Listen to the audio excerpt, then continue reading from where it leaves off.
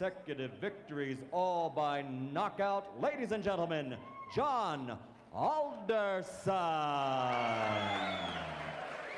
And his opponent in the blue corner, wearing the white trunks with red, white, and blue trim, and weighing in at 215 pounds even, from Catskill, New York. His professional record, also 4 consecutive victories, all by knockout. Introducing Mike Tyson. He'll be the popular one tonight as Frank Chappachino talks to him. I want you to understand one thing. I want a good, clean, hard fight. Any low blows, any thumbing, heeling, butting, the holding and hitting will cost you the round. And if I have to go further, I'll do that also. In the event of a knockdown, the man standing, go to the farthest neutral corner, stay there until I call him back. Okay? When I say break, I want you to protect yourself at all times, and you step back clean. Both of you understand that. Both of you touch gloves. Good luck. Well, the folks back in West Virginia may not recognize this man without his miner's hat. He's come out of the mines to fight. He won May 31st, a second-round knockout over George Mayweather.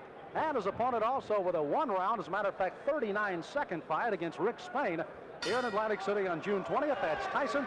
Tyson in the white with the red stripe, solid red trunks. With the white stripe will be Jhon Alderson. Alderson, a tremendous height advantage. Al, how much will that play a factor in tonight's fight? Well, he has got to keep Tyson off him. Use the jab, the straight right hand. And Mike Tyson gets inside very effectively. It's one of the things he does. So, and he'll go to the body once he gets there. So I don't know if the height in itself will be a big edge for Alderson. Alderson said if he does get inside, look for me to tie him up. I'm not going to try to rumble with him in there. I don't blame him. So Frank Chappachino will have a busy night tonight, and this 6-rounder may not last very long with the kind of shots there. A left hook right to the face that time of Alderson. That was a strange punch, but Tyson is so powerful, no matter how he delivers those punches, they hurt. Boy, every punch Tyson throws is meant to knock you out. Now, as he gets on against tough competition, the question is, when he comes in like this, will he get nailed with counter shots? That's really what Alderson wants to do. Tyson, you heard documented, of course, the young man fighting and fighting very well, amateur 25-2, a boxing historian, reads book after book of boxing and watches all historic films of the greats. He's got an edge. His manager, Jimmy Jacobs, has the largest fight film collection in the world, so he can look at all those. He does look at all the former heavyweight champs. And of course, he's a long way from being that, but he's such raw talent at his age, you can't help but think about it. How much pressure and how much can a 19-year-old take putting the pressure on to be the youngest champion in the world? Well, of course, that's them talking. That's Customato and Tyson making these bold predictions, and they put pressure on themselves. Now, Tyson switches to southpaw. I haven't seen him do that before. Interesting. Lands with the lead left. Alderson is already bleeding from the nose, and I think that was from the very first left hand. Tyson, you can see almost like a bull as he just chases Alderson around the ring. Big Jhon said he had to get off first tonight. He has got to use those long arms to his advantage. He has not been able to do so far in round 1. You know, when Tyson switches to southpaw, I think that's the clue for Alderson with that long reach and height to throw the straight right hand. I would just let that punch go. Alderson, a very good amateur record, 154-12. Took 3 years off from boxing, however. Worked in the mines in West Virginia. They started the laying off down there, and he went back into the boxing ring. And here he is at 4-0 with 4 knockouts. And already he's had a rugged first round. For Alderson, I think the key, he has got to throw that jab and follow with the straight right. Has done that only once and did land the right, although it didn't hurt Tyson.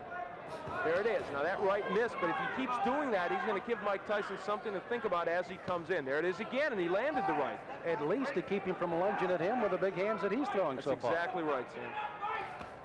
So the closing seconds of round number 1. Mike Tyson, the shorter of the two, against Big Jhon Alderson.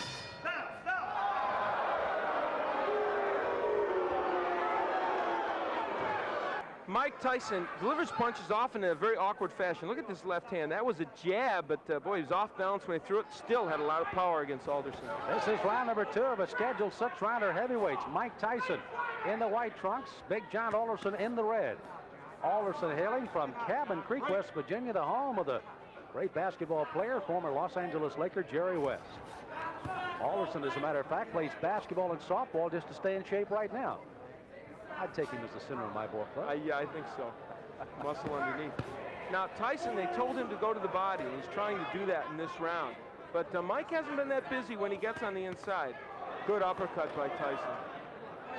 Alderson, you saw there, tried to lead in with a left jab and a right hand, but left himself wide open for the ducking Mike Tyson as he went right underneath. Mike Tyson doesn't wear any socks. I don't remember seeing a fighter in a long time that doesn't wear any socks. Or if he does, they're so short they don't even peek out over his shoes. I don't know what that's apropos of. It's the first time I've ever seen it, and it's kind of odd. Now there's the right. Oh, good countering right hand, and that stunned Alderman. He backs up another right hand, a combination by Tyson, and he goes on the attack. On the inside, Tyson is just ferocious. He throws those good, short, quick punches. The longest fight Tyson has ever been in has been a 4-rounder. He got a knockout there. His other 3 fights were first-round knockouts.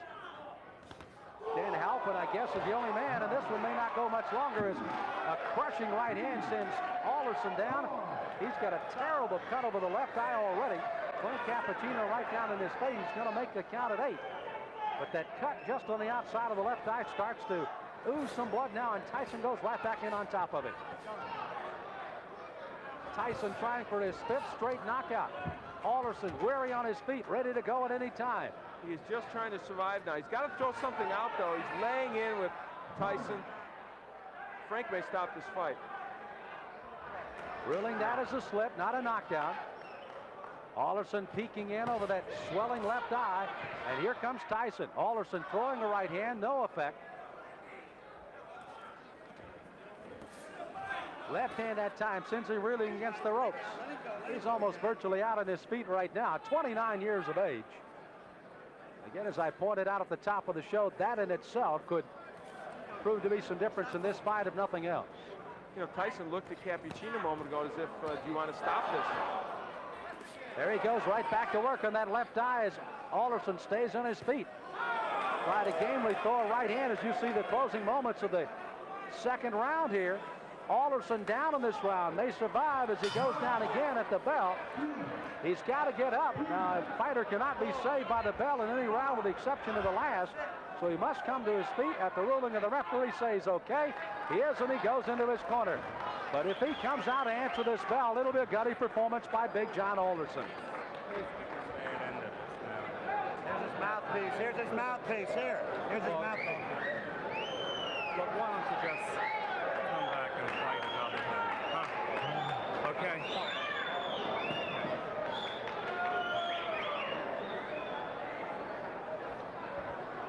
So you heard the suggestion of the doctors leaning in. Why don't you just come back and fight another day?